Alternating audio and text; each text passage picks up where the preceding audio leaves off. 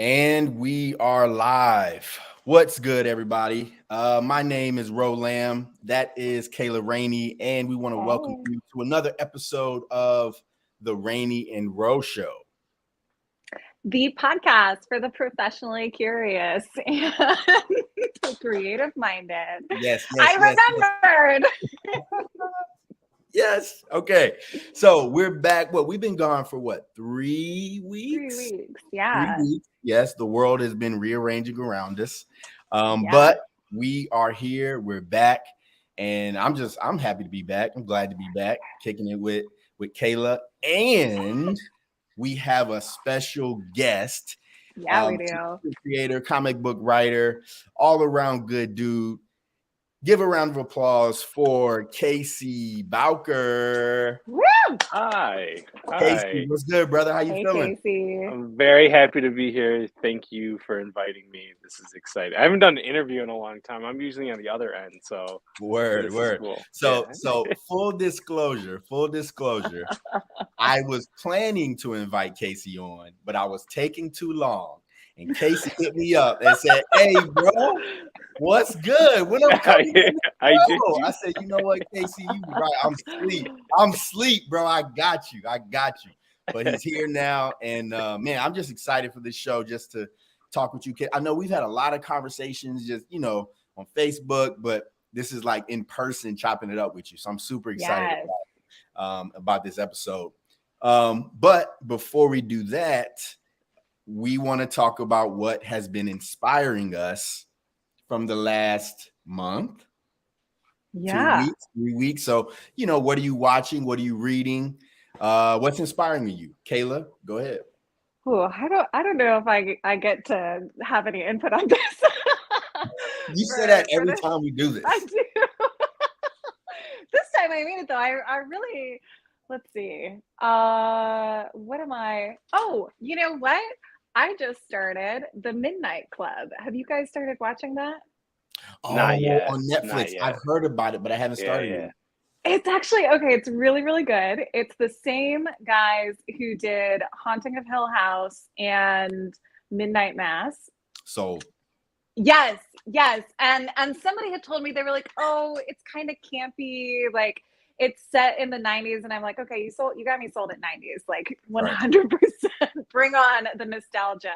And it's like a great soundtrack. It's like everybody's wearing clothes that I would have thought was super cool as a kid back then. And it's just like it's ghost stories that these people are telling. I don't want to give too much away, but it's like a very story driven plot line that's super fucking cool. Like I'm all about it. I cannot wait to start making like fan art around it. So that's actually what's inspiring me. I for once have some type of relevant pop culture media to relate to. Awesome. Casey, how about yourself?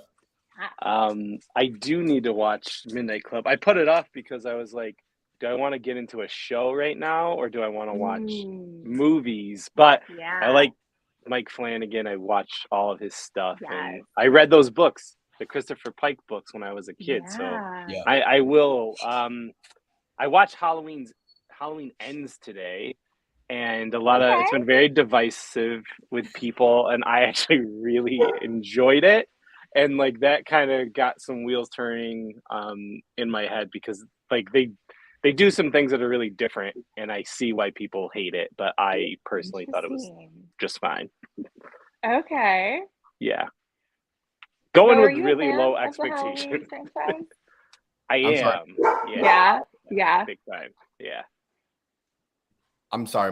Somebody's outside and my dog is barking. Oh, you're okay. We're all having puppy problems tonight. Yeah, like, dude, like you never My bark. puppies are like squeaking toys in the background and fighting each other. It's great. Right. But yeah, that's great though. What's inspiring me right now? Man, this dog is blowing me right now. So one thing is that I have really been working on my fitness. Okay. And Oh. I set a goal. I'm trying to get down to an 8-minute mile. Oh. And so right now I'm at like 9 minutes and like 30 some seconds. You know what I'm saying? Nice. I started last week, so I was at like 10:47 or something like that. Yeah. Terrible. But I'm down to 9:36, and we gonna get there. We're gonna get there. Look at you. So yeah. Are you doing the like couch to 5K thing? Oh no, I don't plan No. on. So here's the thing. I don't like running. I don't like running because Okay. I don't like running because I don't understand it. Right? Like I'm like, am I running from something? Am I chasing something? Like, am I going to win something? Like, just running just to run is not fun to me. So like going over a mile, I'm like, what am I doing? Why would I do that? What is the purpose? What's the purpose? You played basketball, so you only had to do like sprinting and things like that. I ran cross country for a season, and the whole basketball team did, and I was just like, why are we out here running for 3 miles? Why are we doing this? Like, there's no like basketball goal. There's no points. Like, what are we doing? What are we doing? Funny. Like, it's terrible. So there's that. The other thing that's been inspiring me is that I've been reading. So I usually read a lot of fantasy, and the last couple of books that I've read have been thrillers, and they have been absolute bangers. And I read now I'm blanking. Oh, 9 Lives. Oh my goodness. Okay. 9 Lives. That was a good one. That's the show, right? The Hulu. It's on Hulu, right? Oh, no. I'm thinking 9 Perfect Strangers. Oh, okay, yeah. So this is not a show. It should be a show though. It was really cool. Okay. I'm also reading this joint called Good Rich People. It's about these rich people that bring in like a person that's like pulled themselves out of the gutter type of person, just so that they can ruin this person's life. Oh my God. but they get this new tenant in this house, and they mistake this tenant for somebody else, and it's blowing my mind right now. Just the writing style and the suspense of it. I'm immersed in it right now. So that's been glorious. It sounds so good. Glorious. It sounds good. Glorious. I mean, I could go on and on about this book because it's absolutely amazing. Anyway, I won't. Let's get to our show. Let's I guess first things first, Casey, can you tell us a little bit about yourself, a little bit about your background? However you introduce yourself to people. Sure. I wear a couple hats, like sometimes I'm Kira's dad, like sometimes I'm Nish's husband, sometimes I'm comic book writer, you know what I mean? So like I'll say, as far as background goes, I went to school for film and television production. Like I kind of knew when I was a kid, like film, this is it, like this is my life. And then I was in management all through college and after, and I didn't do anything creative for a very long time, until 2012, when I was like, I wanted to make a pop culture website, and that's where Don't Forget a Towel came from /DFAT. So in 2012, I called up my best friend and I was like, hey, do you want to like write article? Because at the time it was like, it wasn't the mega conglomerates like comicbook.com, like, which is owned by CBS, and like all these other huge ones. At the time, there was like maybe 10. Right. And we were in there. So we got really big really fast and got to go to Comic-Cons and like do all that kind of stuff, like as part of like a press thing, do interviews with people and all that. So I loved it, and I love it. But then also in the back of my head, I was like, I used to write scripts all the time, like in college. So what had happened is I had written the script many, many years ago in college, and I thought it would be a good idea for a comic book.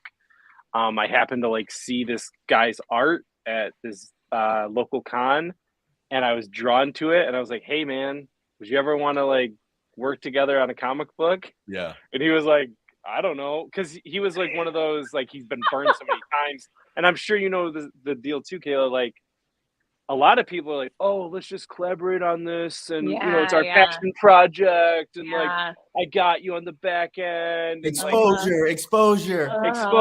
like yeah, Oh, and yeah. like so he was a little bit like, hey, who's this dude coming in and being like, hey Right. man, we're gonna go places, so whatever. It's like, I'll show what? you the Okay, stuff. sure. Yeah, so I mean, I pay him. So, but anyway, I pitched him the whole story, soup to nuts, and he was like, "Okay, let's do it." So that was my first comic in 2017 called Hollowed, and yeah, it's that's the background. So I kept making comic books after that, and then I write screenplays too, and take care of a family and all that fun stuff. As you guys know how that goes, juggling multiple things at the same time. Yeah. For sure. So many roles. Yes. Absolutely. Yeah. So just listening to you talk just now, one of the questions I had was, you said in 2012 you knew you wanted to do something creative, and I'm just wondering, was there something that happened in that time that pushed you towards that, or was that just the catalyst? What was the catalyst for that? Yeah, I actually remember it exactly. So I was in my job for like 5 years, and I'd gone up pretty high in it, and I was working all the time, and I was constantly on the road, so much so that like my cat was staying with my mom because I just like was never home, and like, or my employees would sometimes watch my cat. And then my girlfriend at the time was living where I live now in Rochester, and I was living south of here, and I was going back and forth, and I was just like, ugh. So I had happened to be on a vacation, and I had like a 4-day weekend, and I was visiting my girlfriend, and she had to go to work. And in that time frame, I was like, I gotta do something. Like and then I don't know what it is. Like, I've been following these pop culture websites since like the late 90s, and I've always, I can do this. And that was it. The catalyst was like, I was so burnt out at work, and I just needed to get like an outlet. And that, don't forget a towel, was my outlet. Yeah. Kayla? I think that's so cool. I love those kind of stories where like people like went to school for something creative, and then life like took them another way, and they like circle back to it, because like I think my story was very similar to that, where like I went to art school, and then as soon as I graduated, I like panicked, and I was like, oh my God, what if I can't like make a living doing this? So then I went and got like a nursing degree, and I was like, I guess I'll do this for a little while, like, and I was like, by the end of the first year doing it, I was like, absolutely not. I can't like live the rest of my life this way. And like full circle back to working in some type of creative industry. So I think it's fascinating how people are like, creatives especially, are just built a certain way where we can't be, or it seems like we can't be fulfilled by our sort of day jobs that we are told are like, this is the stable way, this is sort of the traditional steps that you should take towards success. And I find that like, I don't know, there's this like camaraderie that comes with that between all of us, Yeah, for sure. Yeah, I agree. Especially like, I don't know if you guys have had this, but like my wife is not like at all like, can't even fathom this kind of stuff. And it's just funny like how I'm like, I will never stop until I die. Like, I will never stop having some weird idea and needing to write it down. And she's like, I just don't even think that way. She's like, I just want to turn my brain off. Like, so I've never, but we have a good dynamic. So we call them normies in my industry. The normies. They don't get casuals. It, man. Casuals, but yeah. Same thing. Yeah. So just, I guess, piggybacking off of that a little bit, like when you say like, I'm never gonna stop doing this. I'm thinking about the moments when you may feel discouraged, and you may feel like, in the moment, like do I want to keep doing this? You know what I'm saying? What is it that you return to that allows you to keep pushing forward? So, like a little story, like when my daughter was born and my job like disappeared. I worked in the restaurant like industry doing like video work. So at that time during the pandemic, it was like all the restaurants are either closing or like no one has any money, right? So, but I also had my daughter who was 6 months old, and my wife has a really good job, so she was like, "You're going on daddy daycare." And I will say, I know it's the hardest thing I've ever done. You have 4 kids. I'm sure you have it times 4. But for like me, being an older dad too, like, which I try to explain to like some young dads, like I already had my life and I already had my routine. And then this little thing comes in and I have to, you have to drop everything. So there was times definitely where I was like, I physically, mentally, emotionally cannot be creative because this is it. Like I'm in it. And you know, I've had other times like just career wise where I've thought like, like, is this gonna pay the bills? But you know what I mean? Like, you put what passion you can into it, and it gets reignited. I mean, we talked about at the beginning of this, right? Like, what is inspiring you? I go and watch Midnight Mass, and I'm like, oh fuck, I love vampires. Like, I could do you know what I mean? And then like, I can't breathe without some creativity thing happening. So it can't turn off. Yeah. No, I mean, I can totally relate. I was actually talking to somebody, and I've recently been feeling like really lost and just trying to figure out like what I'm doing with this thing. And somebody was like giving me advice. Well, like, hey, like you can get through your writer's block like this. You could do this. I was like, oh, wait, no. I don't have a problem with the ideas. I have all the ideas. I don't know which way to go with the idea. You know what I'm saying? I don't know which one to work on. And so I totally relate to that feeling of, and Kayla knows. I call Kayla. I'm like, oh, listen, I got this new idea. Like, you gotta hear this. And she's like, oh, that's great. And then I'm like, the next day, I'm like, listen, I got this new idea. Other idea. So the ideas are never the problem. It's just, you know, knowing and, you know, which way to go with them, for me at least. You know what I'm saying? So your first comic book was Hollowed, right? Yeah. And how many issues of that did you have? We're on 4. I got to do a Kickstarter for 5 and beyond. But yeah, we've got 4 out. Okay, word. So I guess the question that I have around that is, what were some of the challenges, or what was the biggest challenge in, you know, creating that first series for you? You know, it was, so I come from a screenwriting background and I write like that. And that first issue, the hurdles were, okay, I don't know this guy.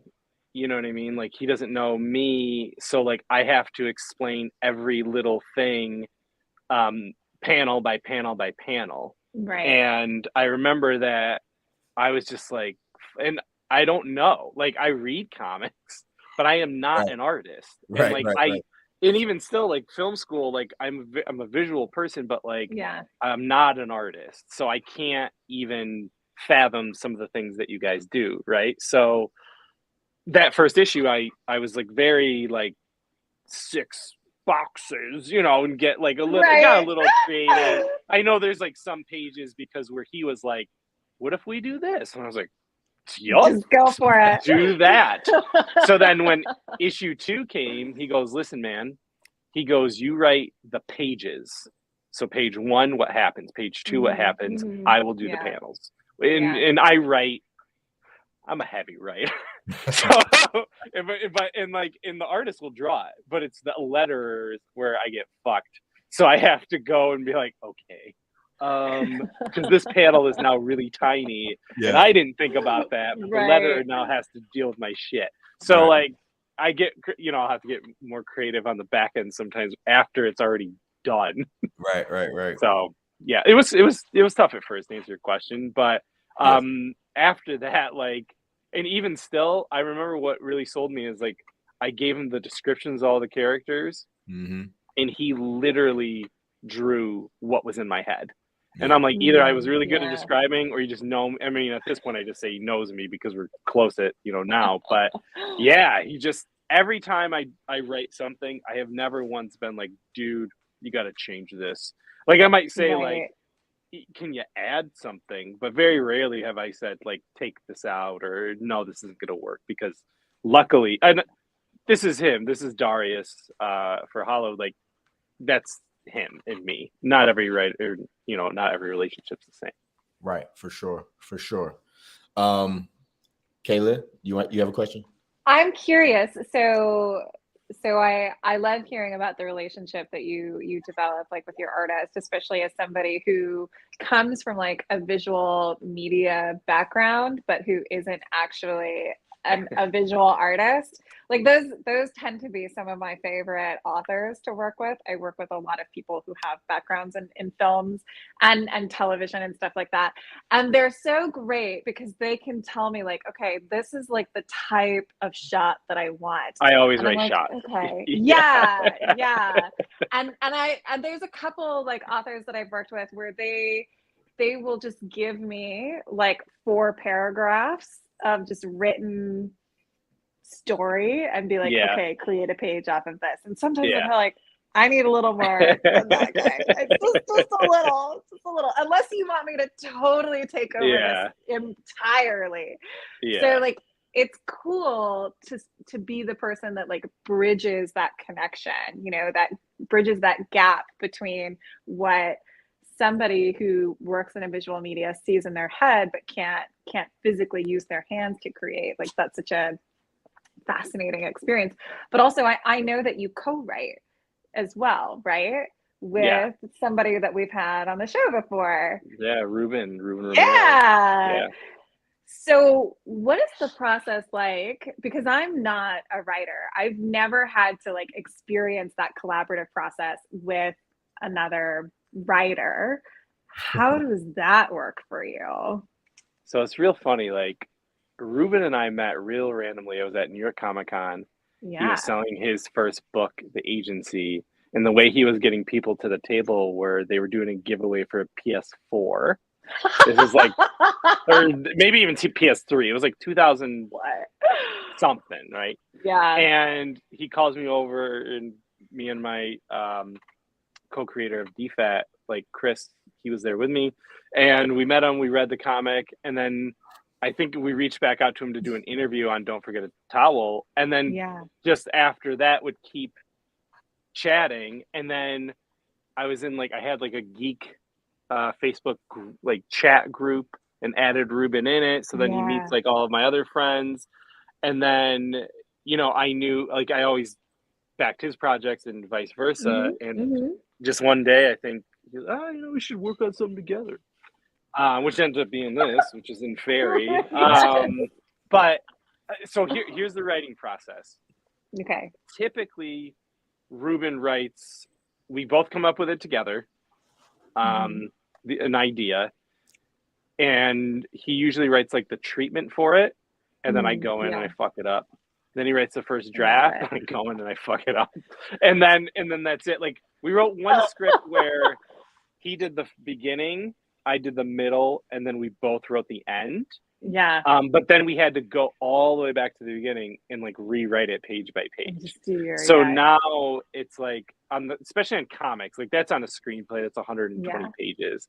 Like comics, like what, 22, a lot of visuals. For that, usually it's Ruben will write the first draft, and then I'll go in and like not even like write a note. I'll literally just rewrite whatever it is. Giant X marks. Yeah. Like, no. It's like it didn't even exist. And then we have these two versions we compare them to. But like, and luckily we've had one fight about, and it wasn't a fight, but it was one, like there was a character that had to die in issue 2 of In Fairy, and I wanted it one way, and he wanted it this other way. And it changed the entire rest of the story. And what we ended up doing is sending it out to a bunch of people and polling it and saying, like, a vote, like, which one do you think reads better? Mine won, but that was the only time that we ever had like a thing. Yeah. And I definitely want to have you on. I want to have both of y'all on together to talk that'd be great. more about this dynamic. And before I get into that, scrolling down at the bottom is the Kickstarter link, because you have Inferi number 3 and 4 on Kickstarter right now, right? Yes. So you can support their creative project that they got on Kickstarter. These t-shirts. Yep. Yeah, I'm super excited. I got 1 and 2 when I first started stalking Ruben on the internet. I ordered 1 and 2. He's a loud person in the internet. Yes. It's easy to find. For sure. But I want to talk more about, or if you can expound a little bit on how you guys handle disagreements, or you handle, you have an idea, he has another idea, and you have to figure out which way we're going to go. How do you navigate that? I mean, we chop it up a lot. We're on the phone, texting every day, phone calls, depending, maybe a few times a week. And usually it's like, because we both have kids around the same age, usually some sort of shit's happening, like Sunday morning, like we have to go to the grocery store, and then like we get on the phone and like talk about like a scene that's not working or whatever. So really, it's at one point or another, we trust each other, so that it comes down to, like, we were adamant about that scene in Inferi 2. Like it was a big character death. So like that to us meant like, let's get an outside opinion. Usually everything else that we might not agree with, like especially when we're writing screenplays, is the thing about screenplays and movies in general is like, if something happens in act 1 and it doesn't get a payoff in act 3 or whatever, then why did you even have that scene? Right. So like what we'll do is we might disagree about a scene, but then we have to go all the way through the rest of the script and go, what does it mean for us to change that scene how you want it to look? That, oh, well, then this person can't do this thing that we have in this page. Like, and that's what happens. So usually one of us is just wrong based off of like, pull the thread and you'll get to where it's going to go. Yeah. Or we trust each other and just say, fuck it. Like, I believe you. And like, you're not going to give us a bad script. So let's just move on. Yeah. I mean, I think that trust piece is so huge because when you're collaborating, the trust piece is, I'm trusting that you're seeing what I'm seeing, right? Right. I've been in situations where I trusted that the person was seeing what I was seeing, but really they were trying to get over here and I was trying to get over here. You know what I'm saying? And so the ideas that we had could never come together because we weren't trying to go the same place. You know what I mean? Yeah. And so I think one of the major things you said was just that constant communication. You have to. You have to be able to talk. You have to be able to communicate. This is what I'm seeing, and this is where I'm trying to go. You know what I'm saying? So I think that's major. I think that's major. Kayla, did you have a question? I was thinking, I'm like checking off in my head, like, yep, Ro and I do that. Yep, Ro and I do that. Yep, we do that. Yeah. And then I was like, man, having a creative partner is kind of like having a side piece. It's a lot of work. Oh, he's my work husband all the time. Yeah. For sure. Yeah. For sure. So can you talk a little bit about Inferi and what that series is about, what it is, and just tell the people about that? Yeah. So Inferi is the story of 3 Quantico students who globetrot, stopping crimes committed by monsters. So they got recruited out of their graduation from the FBI Academy into like this secret, almost BPRD type of situation. And the difference, I would say, compared to like a BPRD, whatever, I can't say it, Hellboy, is that we kind of added a bit of like Mission Impossible and The Sopranos. Like we really wanted like this. What would happen if all the monsters got organized and they didn't just work in their own, like, oh, we're mer people, we stay in the water, we're, you know, vampires, we stay over here. So like this entity, you know, brings all of the monsters together. And I wanted to use, Ruben and I both wanted to use real monsters from folklore. So whether it's like a Japanese hodag or like we decided to use actual like freaky monsters that people believe in. So it's, you know, it's a funny spy, very gory, you know, horror type of thing. And it got picked up by Second Sight Publishing, so Let's should come out, I think, in January. Congrats. I think January. So are they putting it out as a like a collected edition, or they're putting out like issue 1? Issue 1. Okay, cool, That's cool, great. That's yeah. great. So the Kickstarter is just to get those other issues that, because like since it's bought by the publisher, Right. we don't want to compete with the publisher. So you can get these ones, but 1 and 2 you'll have to get from your local comic book shop because it should be popping up in previews the next few weeks. Okay. Yeah. Congratulations on that. That's big time. Thank you. That's awesome. Thank you. Very happy. So I guess my next question is just about, I guess, your goals for your career, right? Like you've done these comic books, right? Where do you see yourself? You know, do you see yourself going back to film and television, or, you know, do you see yourself just doing comic books primarily? I think it's whatever hits, you know? So Ruben and I both got signed to an agency like at the end of last year for screenwriting. And like, okay, so like we have some scripts out there and we're hoping that somebody like really enjoys it. And then on the comic book side of things, like Inferi got picked up. I have this other series out called Kintara Stone that is out through Keen Spot now in comic book shops. Hollowed, I can't say the publisher yet, but Hollowed just got picked up. So my other goal would be like, on fire. Maybe somebody, you know, reads these comics. Same thing with Ruben, you know, with Illusion Witch and stuff. Like someone reads one of these things and says, okay, like let's adapt it.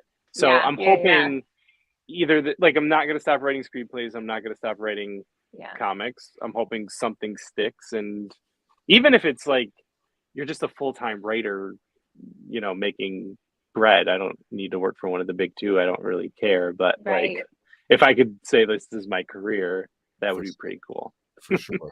For sure. Yeah. Kayla, do you have another question? I don't think so. I'm just like rolling with this. This is great. Well, yeah. So we're coming up on our time. We're coming up on our time, and I just want to leave us with one last question.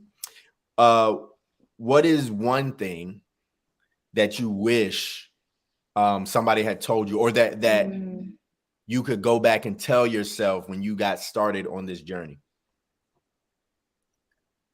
I definitely would have went back to myself and said, don't forget it. Like, don't lose that spark that you had in college and let it go away through years of district managing. Like, don't lose it, kid. And if you have it, like I always get asked, like, how do you even write? And I'm like, you literally have to write. Like, you literally just you just have to do it. Compulsive. Oh, it's not structured. I don't have the whole thing. It doesn't matter. No. Like, the hardest part of writing, and you know it, you said you were stuck, like, is writing.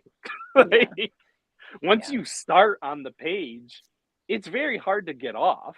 You know, there's sometimes you get writer's block, but like, that's what I would say to myself, and what I would say to everybody. Like, don't stop doing that thing you love, or you'll lose it.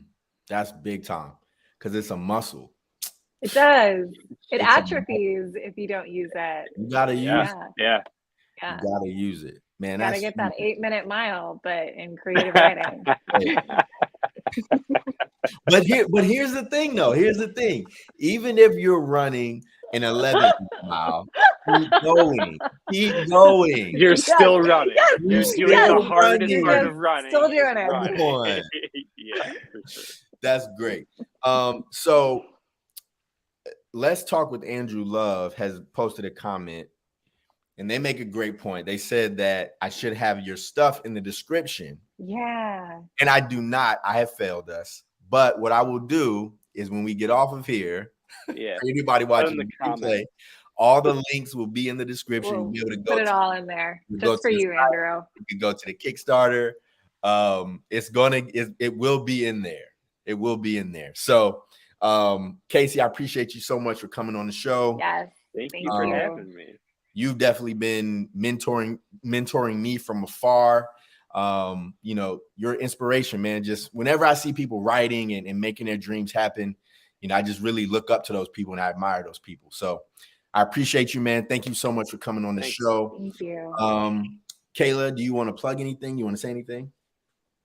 Just, make sure that if you are watching, you definitely go check out those links. Like I've been a fan of the In Fury comics, like since I first got them, and of your and Ruben's work together.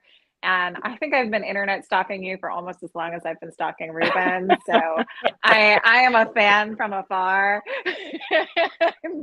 It's such good work. And like watching your journey is really positive and like uplifting. Like you don't put a lot of like drama or negative energy out there, which is like so nice in like an industry that can kind of fall that way sometimes. So with that being said, thanks again, Casey. To the viewers, if you enjoyed this, subscribe, share this, follow us on Instagram, TikTok, Facebook. Come back for part 2 with Ruben. Yeah, that's right. Yep. For sure. But yeah, with that being said, thank you guys so much for joining us tonight. We're out of here. We love you.